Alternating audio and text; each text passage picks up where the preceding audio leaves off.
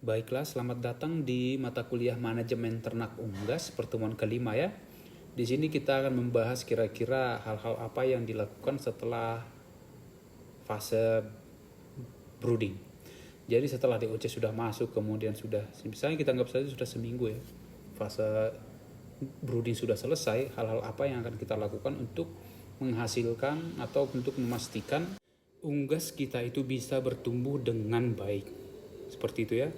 Untuk memastikan unggas kita itu bertumbuh dengan baik hingga menghasilkan produksi yang kita inginkan. Jadi di sini kita lihat ya, ada semacam perubahan bentuk ya. Dari kecil menjadi lebih besar, seperti itu. Jadi kalau sudah memang si DOC itu sudah kita anggap aman ya, sudah kita anggap aman di dalam kandang tersebut, berarti kan sebelumnya kalau DOC itu sudah di dalam kandang itu diberikan semacam penyekatnya. Tujuan penyekatan itu adalah untuk meyakinkan DOC itu mendapatkan cahaya dan panas ya, supaya dia lingkungannya tetap hangat dan tubuhnya tetap hangat untuk menjamin proses metabolismenya berjalan dengan baik, seperti itu. Kemudian kalau sudah, selain itu juga untuk memastikan mendapatkan pakan yang cukup untuk pertumbuhannya, terutama di awal-awal itu kan sangat penting. Kemudian setelah selesai masa ini, sekatnya dipisahkan. Jadi di sekat brooder itu dipisahkan supaya si ayam-ayam itu menjadi lebih leluasa atau tidak berpadat di suatu wilayah yang disekat tersebut atau diberi brooder tersebut. Dan kemudian buat apa? Di sana kan sudah terlalu banyak atau terlalu padat, itu kan tidak baik sama unggas ya, akan menghambat produktivitasnya, seperti itu.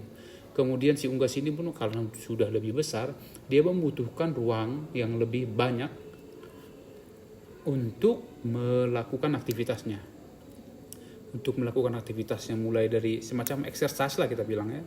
Terus bisa juga untuk mencari pakan, mencari minum, kemudian bisa juga untuk semacam exercise-nya. Jadi kalau meskipun kita melihatnya kalau broiler ini kan kita lihatnya seperti hanya diam saja gitu, hanya bergerak sedikit untuk cari makan, minum, selesai itu duduk-duduk lagi, seperti itu ya. Tetapi tetap butuh space atau ruang supaya dia bisa semacam melaksanakan kehidupannya di sana lah. Kita kan meninjau juga dari segi animal welfare kan, si ternak ini harus memiliki semacam ruang untuk dia melakukan aktivitasnya, begitu. Kemudian di sini yang perlu kita perhatikan ya, karena memang tubuhnya sudah semakin besar, maka temperatur itu harus disesuaikan. Makanya di sini dibuat temperature adjustment-nya. Jadi kalau untuk yang semi close house atau yang open house, maka tirai dibuka untuk menjamin aliran udara itu baik, seperti itu. Tidak menghalangi atau tidak menghalangi O2 yang dari luar itu masuk ke dalam kandang. Kalau memang tidak ini kandang close house, open house atau semi open house ya, semi close house. Tapi kalau memang ini sudah merupakan kandang close house, maka ini tidak perlu dilakukan ya, karena sebenarnya pengaturan CO2 dan O2 dan jumlah total amonia di dalam kandang itu sudah bisa dicek melalui monitor ya, seperti itu. Jadi kalau ini hanya berlaku untuk kandang yang kalau yang tirai dibuka misalnya gitu, hanya untuk kandang yang open house atau semi close house itu. Kemudian harus kita ketahui betul manajemen panas ini, manajemen kandang di dalam kandang tersebut, supaya suasana yang di sana tuh benar-benar sesuai untuk unggasnya. Di sini dikatakan misalnya setelah umur 14 hari suhunya harus 27, kelembapannya 40-60%. Kemudian setelah 21 malah menurun hingga umur 35 hari dia butuhnya hanya 19. Jadi kalau seandainya di kecil, pas waktu kecil si DOC-nya, kita selalu mengusahakan supaya DOC-nya itu tetap hangat dalam keadaan sehat lah ya, aman gitu. Tetapi kalau sudah semakin besar dengan jumlah akumulasi dan panas atau kalor yang dihasilkan di dalam tubuhnya, dengan akumulasi waste atau limbah di dalam kandang tersebut, akan menyebabkan dia kesulitan untuk bermetabolisme karena kesulitan mendapatkan oksigen misalnya. Kalau ada juga akumulasi amonia di dalam kandang tersebut. Jadi harus diusahakan suhu yang efektif ini bisa tercapai atau bisa terdapat di dalam kandang tersebut. Kita juga harus mengetahui bahwa stres panas itu sangat berbahaya ya. Stres panas itu sangat berbahaya karena memang bisa menyebabkan kerugian yang besar. Karena kalau ayam itu sudah penting seperti itu kan, terus tiba-tiba suhunya tidak turun, kemudian dia kekurangan minum, bisa malah sudden death atau dia mati secara tiba-tiba seperti itu. Karena memang itu bisa salah satunya disebabkan oleh keadaan suhu lingkungan yang terlalu panas, sehingga si DOC atau si ayam ini, bukan DOC lagi, si ayam ini tidak mampu mengendalikan termoregulasinya, tidak berjalan dengan sangat bagus seperti itu, terutama ketika dia mengalami kepanasan yang luar biasa tetapi tidak ada air minum. Kalau ini konteksnya kalau kekurangan air minumnya.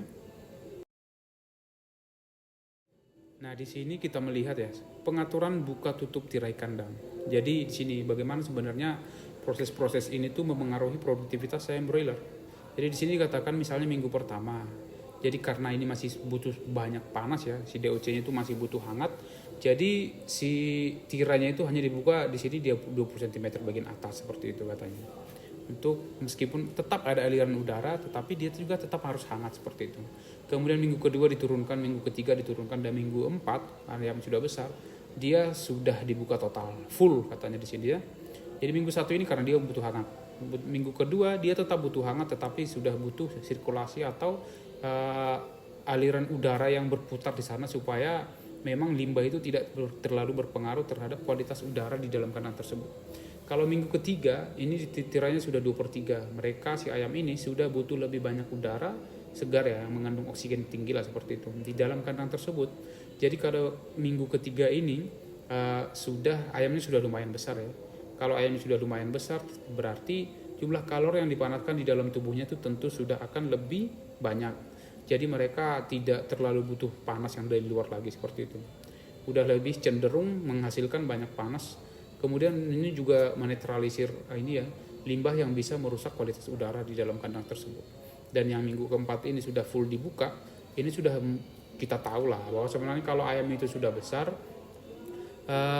panas dia sering mengalami stres panas ya, terutama di daerah-daerah yang memang sangat tropis atau suhunya sangat tinggi ya. Biasanya ayam itu siang-siang mulai dari kita sebut saja pukul 11 ya. Pukul 11 sampai pukul 5 itu biasanya panting atau mangap-mangap ya kalau bahasa sederhananya.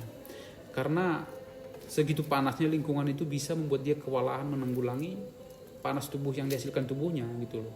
Hal ini yang berakibat semacam kalau udah stres panas itu misalnya sampai panting seperti itu, tubuhnya akan terlalu banyak menghasilkan panas ya. Kemudian lingkungannya tidak mendukung untuk sirkulasi panas yang baik, maka si ayam ini malah akan lebih banyak mengonsumsi air minum. Dan kalau dia lebih banyak mengonsumsi air minum, maka kebutuhan energi dan protein segala macamnya ke dalam tubuhnya itu akan berkurang. Karena memang kalau semakin banyak makan kan, istilahnya ketika dia memakan sesuai kebutuhannya, kondisi lingkungan atau kondisi badan itu akan terlalu panas seperti itu. Sehingga dia akan semacam lebih banyak mengonsumsi minum sehingga kebutuhannya akan kurang. Begitu ya, itu bahayanya. Kalau situasi seperti itu terjadi, maka si ayam ini nanti akan kesusahan atau kesulitan menghasilkan produksi yang seharusnya. Selanjutnya di sini kita melihat kebutuhan nutrisi. Sebenarnya kan di materi sebelumnya sudah saya tampilkan ini. Jadi ini ada namanya untuk sampai ini. Kalau di sini dibilang berbeda-beda kadang, tergantung orang yang memakai istilahnya. Kalau di sini pre-starter, starter, dan finisher. Jadi kalau di sini maksudnya adalah kalau pre-starter itu yang kita bahas biasanya itu merupakan starter. Kemudian kalau starter di sini adalah grower yang kita bahas, kita pelajari, dan di finisher ini adalah kalau ini masih sama ya, finisher. Di sini ada sedikit perbedaan yang di energi yang paling kelihatan ini kan di bagian energi ya. Di energinya itu kalau masih di awal energinya masih sedikit lebih sedikit dibanding fase grower dan starter. Karena apa? Ayam itu masih kecil, kalau dikasih banyak energi juga percuma gitu ya. Karena dia yang dibutuhkan untuk aktivitasnya itu masih sedikit. Tetapi yang paling banyak adalah protein. Proteinnya di sini 21 sampai 22 ya. Tetapi kalau yang saya ingat dan saya pelajari seharusnya proteinnya sekitar 23 gitu, minimal 22 lah seperti itu. Karena memang di awal itu fase-fase yang sangat krusial untuk si DOC itu untuk tumbuh. Bagian imunnya masih dalam berkembang, butuh diperbaiki lah, butuh dikuatkan seperti itu. Saluran pencernaannya belum berfungsi dengan sangat baik sehingga butuh disupport oleh nutrisi yang sangat baik supaya saluran pencernaannya itu bisa berfungsi dengan optimal seperti itu. Kemudian dia juga termoregulasinya belum sesuai ya. belum sesuai, jadi butuh waktu juga untuk dia menggunakan nutrisi-nutrisi untuk melengkapi keberadaan fisiologis yang sesuai di dalam tubuhnya. Kemudian untuk misalnya pertumbuhan bulu segala macam yang sangat penting, terutama minggu lalu kan kita sudah bahas mengenai metionin yang ternyata sangat dibutuhkan untuk pembentukan bulu, begitu. Oke, di sini kita semacam meninjau ulang ya, karena sebenarnya kan kebutuhan nutrisi itu hampir sama ya ketika si ayamnya ini bertumbuh baik di masa starter, grower, atau finisher seperti itu ya. Fungsinya hampir sama, digunakan untuk misalnya menghasilkan panas tubuh, beraktivitas, dikonversi menjadi daging, sama semuanya untuk pertumbuhan tulang seperti itu. Jadi kita semacam spesifikkan di sini karena biasanya komponen nutrisi yang paling ini ya semacam krusial adalah protein ya. Jadi bagaimana sebenarnya kalau misalnya ternak ini kekurangan protein? Oke. Jadi kalau ternak ini kekurangan protein, maka produksinya akan terhambat. Pertumbuhan dalam hal ini ya. Kalau kita bicara daging broiler misalnya, maka pertumbuhannya yang terhambat seperti itu. Konversi menjadi dagingnya. Jadi pertumbuhannya melambat. Misalnya seharusnya bisa menghasilkan bobot badan yang 3 kilo selama 25 hari seperti itu contohnya. Tapi kalau dia kekurangan nutrien, dalam hal ini protein salah satunya ya, dan merupakan salah satu yang berpengaruh besar juga seperti itu, maka bobot badan yang dihasilkan selama umur tersebut tidak akan tercapai, begitu. Kemudian konversi menjadi dagingnya juga jadi terhalang. Jadi konversi menjadi daging ini kan semacam hampir seirama dengan pertumbuhannya ya, karena nanti pertumbuhan jaringan otot itu yang akan ya kita sebut daging nanti ketika dipotong seperti itu. Kemudian ada juga untuk pertumbuhan bulunya. Jadi kalau memang dia masih grower kan sebenarnya bulunya belum tumbuh secara bagus-bagus banget ya. Bisa sebut saja setelah 7 hari seperti itu. Jadi dia tetap masih membutuhkan nutrien protein untuk pertumbuhan badannya termasuk bulunya. Kemudian si protein ini juga bisa ditemukan di feses ya, itu manure lah kalau untuk unggas kita sebutnya. Kenapa bisa ditemukan di manure? Karena ternyata kan namanya pencernaan ya pasti ada sisanya seperti itu. Ada sisa yang tidak terserap seperti itu. Jadi kalau protein yang tidak terserap itu akan dikeluarkan melalui terikut di dalam manure seperti itu, sebagai sisa hasil pencernaan ya. Ini juga yang menjadi dasar bagi kita sebagai pemilik peternakan atau yang memanajemen pakannya, pemberian pakan seperti itu, untuk memperhatikan kecukupan dan efisiensi penggunaan protein yang ada di dalam ransum. Jadi nanti dijelaskan di slide berikutnya ya, bahwa sebenarnya terkadang kita hanya memikirkan jumlah pakan yang kita berikan, tetapi konteksnya bukan seperti itu. Kita harus memikirkan sejumlah protein yang kira-kira bisa dimanfaatkan atau diserap oleh si unggasnya itu dengan maksimal. Bukan serta-merta hanya memikirkan jumlah yang diberikan. Harus kita memikirkan jumlah yang bisa diserap di dalam tubuh si broiler tersebut. Karena nanti kalau misalnya jadi terkonversi menjadi manure kan, jatuhnya akan sayang ya. Kita memberikan protein yang harganya sudah jelas kita tahu mahal, tapi nanti malah dikonversi menjadi manure seperti itu ya. Oke, di sini kita tinjau sedikit masalah biosecurity dan kualitas si pakan. Kita sudah sama-sama tahu ya bahwa di manajemen peternakan secara umum seluruhnya ya, dan kalau kita membahas di sini untuk broiler, bahwa di sini pemanfaatan atau penerapan biosecurity itu tetap sangat penting dan urgent dalam peternakan broiler ini. Kenapa itu berpengaruh? Karena udah jelas ya, di samping itu berkaitan dengan penyebaran penyakit, kontrol penyakit, kesehatan si hewan kita, itu juga ternyata ada hubungannya dengan kualitas dan efisiensi penggunaan nutrisi-nutrisi yang terkandung di dalam pakan. Di sini ada hasil penelitian yang mengatakan bahwa penambahan, misalnya ada ternak kita di suatu tempat mengalami stres atau bisa saja stres karena kepanasan misalnya ya. Terus kita mencoba, atau stres karena apalah gitu, entah suara bising atau segala macam penyakit gitu ya. Jadi kita mencoba memberikan nutrisi yang lebih tinggi. Kandungan nutrisi yang lebih tinggi ini diberikan kepada ternak yang stres, ternyata tidak mampu untuk meningkatkan produktivitasnya. Jadi kenapa ini menjadi penting? Karena kan stres juga berkaitan dengan biosecurity. Kalian bayangkan kalau misalnya ternak itu sakit, atau misalnya ternak itu tidak mendapatkan lingkungan yang sesuai untuk pertumbuhannya, maka ternak itu pun akan stres. Kalau stres dia misalnya terlalu panas, terlalu dingin, atau makannya kurang, apalagi ya Angin terlalu kuat juga bisa membuat mereka ini kan semacam kewalahan seperti itu. Jadi kondisinya kalau memang sudah stres, mengalami stres, terus kita mencoba memberikan pakannya ditinggiin saja gitu. Misalnya protein pakannya atau nutrisinya ditingkatkan semua supaya nanti meskipun si ternaknya stres, produksinya tetap bisa berjalan dengan baik seperti itu. Hasil penelitian menunjukkan bahwa kalau ternaknya sudah stres, kita mencoba meningkatkan kualitas pakan yang diberikan kepada si broiler ini, ternyata tidak bisa memperbaiki produktivitasnya. Ini menjadi penting kita ketahui karena terkadang ya kalau sudah fase grower sampai finisher itu kan cenderung lebih rentan terkena stres karena akumulasi panas, kemudian lingkungan, amonia, kepadatan kandang semuanya akan berpengaruh besar kepada si broiler ini karena dia sudah tambah besar gitu loh. Jadi kita harus tahu benar bahwa meskipun kondisinya nanti sudah bagus, lingkungannya sudah bagus, pakannya sudah bagus gitu, sebenarnya kan saling mempengaruhi ternyata gitu, perlu kita tahu. Kita tidak hanya memikirkan biosecurity-nya sudah bagus dikasih pakan yang jelek, atau sebaliknya, biosecurity-nya kurang bagus kita kasih aja pakan yang tinggi nutrisi gitu. Kedua-duanya menjadi hal yang percuma karena ternyata hasil penelitian menunjukkan konversi atau penghasilan produksi itu tidak maksimal ketika memang si ternaknya itu sudah stres seperti itu. Jadi perlu kita perhatikan ini terutama pada masa grower itu menunggu dipanen seperti itu ya. Nah seperti dijelaskan tadi ini ya mengenai stres panas lah.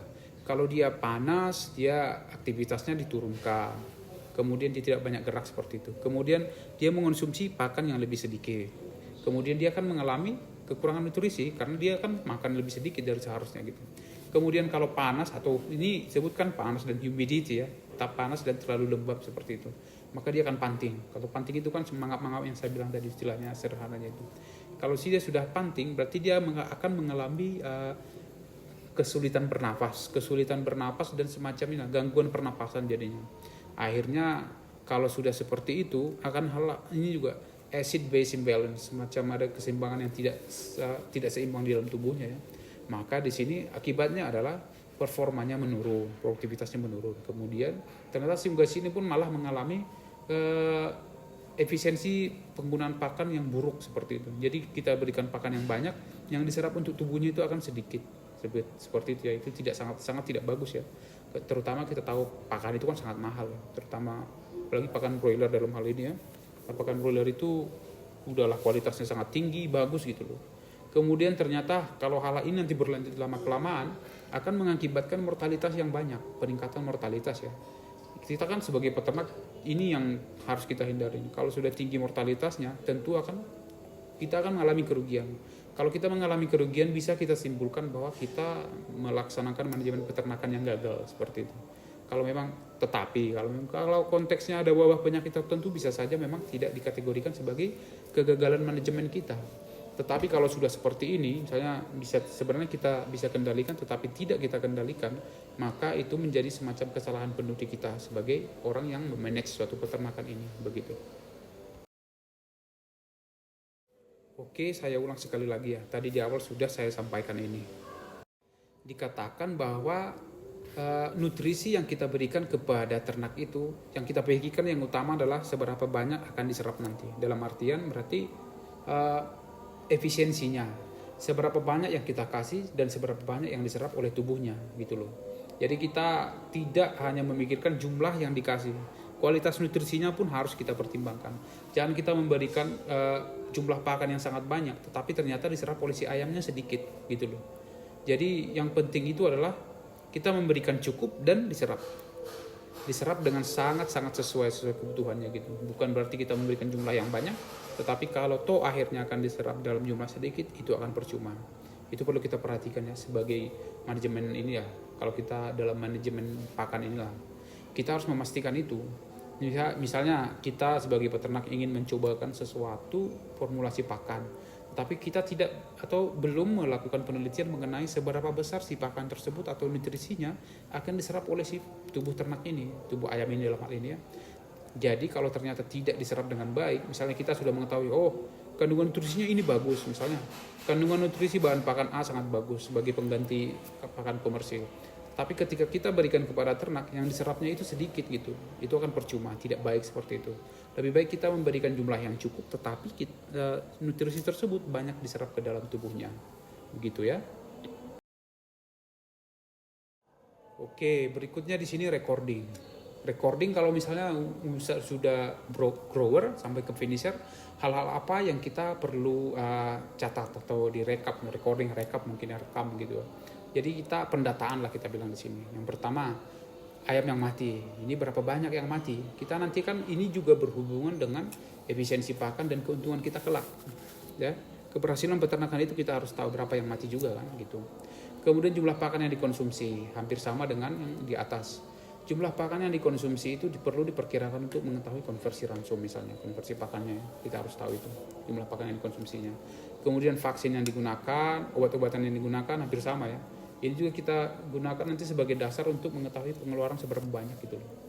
Selain untuk memastikan produksinya memang ya kita mengetahui, kita bisa semacam menilai peternakan kita ini lebih baik, lebih mudah lah itu dengan mengetahui hal-hal ini, ada semacam recordingnya begitu.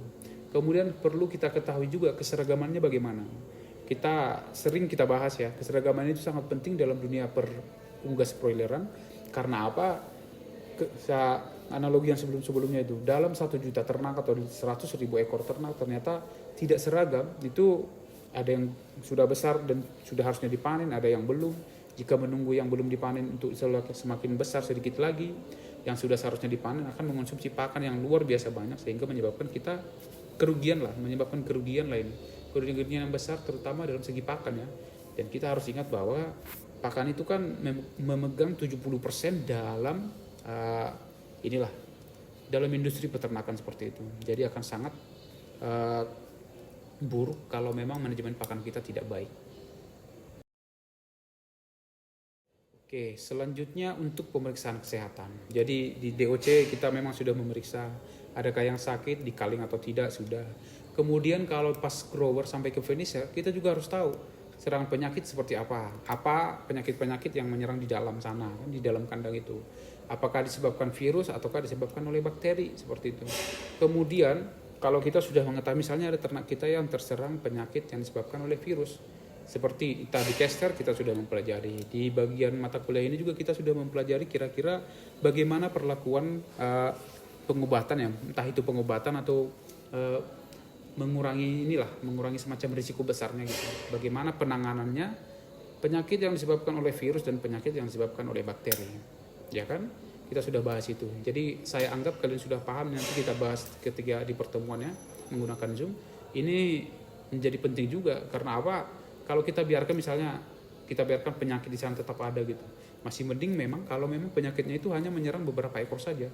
Tetapi kalau yang diserang itu bisa misalnya sampai 75% menyebabkan kematian, misalnya NDAI gitu. Bayangkan kerugiannya sudah sangat luar biasa. Kemudian kalau ternyata penyakit yang disebabkan oleh bakteri, nanti bisa diisolasi atau memberikan antibiotik, sudah mungkin cukup untuk menanggulangi penyakit ini seperti itu, ya kan? Seperti di mata kuliah Caster juga kita membahas ini. Jadi saya mempercayakan bahwa kalian sudah paham penanganan penyakit yang disebabkan oleh si virus dan bakteri seperti itu. Oke, selanjutnya dibahas di sini. Kira-kira hal-hal apa yang bisa kita lakukan untuk semakin menjamin kesehatan si ternak itu, si ayam ini. Dalam hal ini ayam ya. Kalau yang tadi kan kita membahas masalah kira-kira penanganan penyakit. Kalau yang ini, hal-hal apa yang bisa kita lakukan supaya peternakan itu berjalan dengan lebih baik lagi seperti itu. Maksudnya di sini bisa untuk menghindari penyakit-penyakit yang masuk ke dalam kandang ya. Yang pertama, mobilitas ke dalam kandang. Ini maksudnya lebih spesifik ke orang-orang luar yang memang masuk ke dalam kandang itu. Jadi kita tidak bisa dengan mudah membiarkan orang lain masuk ke dalam kandang peternakan kita gitu loh. Gedung kalau untuk close house ya, gedung close house-nya, ruangnya di dalam itu.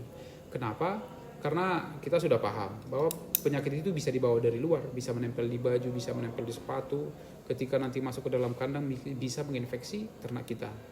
Kemudian desinfeksi orang atau kendaraan sudah jelas ya.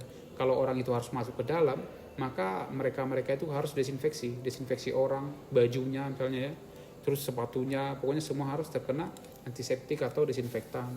dan kemudian kendaraannya juga, untuk menjamin tidak ada bibit penyakit yang masuk ke dalam kandang kita.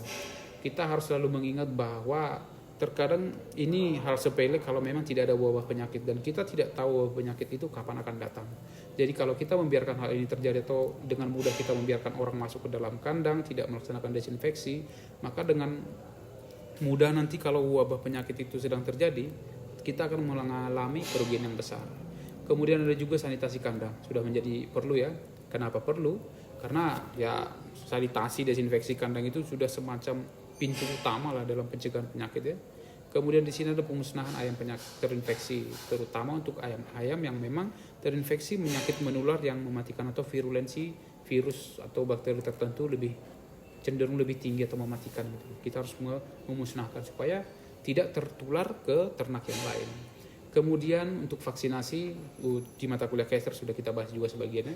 Vaksinasi itu kapan dilaksanakan, kemudian vaksinasi apa yang wajib dilakukan, vaksinasi apa yang semacam bisa kayak nanti atau di skip gitu. Tapi pada faktanya kan kalau untuk sudah skala industri biasanya vaksinasi itu dilaksanakan dengan teratur, karena mereka lebih berjaga-jaga kalau seandainya nanti ada wabah penyakit yang muncul seperti itu. Kemudian wabah penyakit spesifik. Kalau ini wabah penyakit spesifik, kalau sekiranya memang ada penyakit yang misalnya zoonosis ya, maka lebih baik si ternaknya itu dimusnahkan aja semua gitu loh.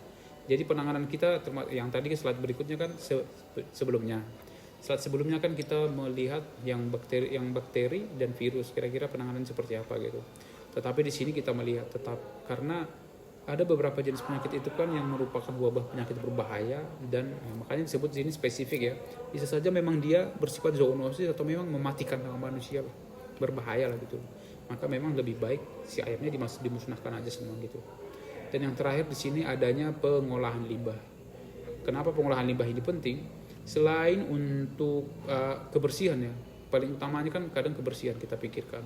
Tetapi limbah ini juga bisa merupakan media, karena kotor ya, bisa media untuk pertumbuhan bibit-bibit penyakit. Bukan hanya untuk menginfeksi, tidak hanya dalam menginfeksi si ternaknya, tetapi juga bisa berbahaya kepada manusia sebagai peternaknya di sana gitu. Kenapa bisa berbahaya? Kan limbah ini bisa mengandung amonia yang tinggi. Kita bisa juga keracunan karena amonia. Seperti itu ya. Makanya memang harus ditangani dengan baik. Oke, demikian materi yang bisa disampaikan untuk pertemuan kelima ini. Nanti kita akan diskusikan lagi ketika kuliah menggunakan Zoom untuk diskusi ya. Terima kasih untuk perhatiannya.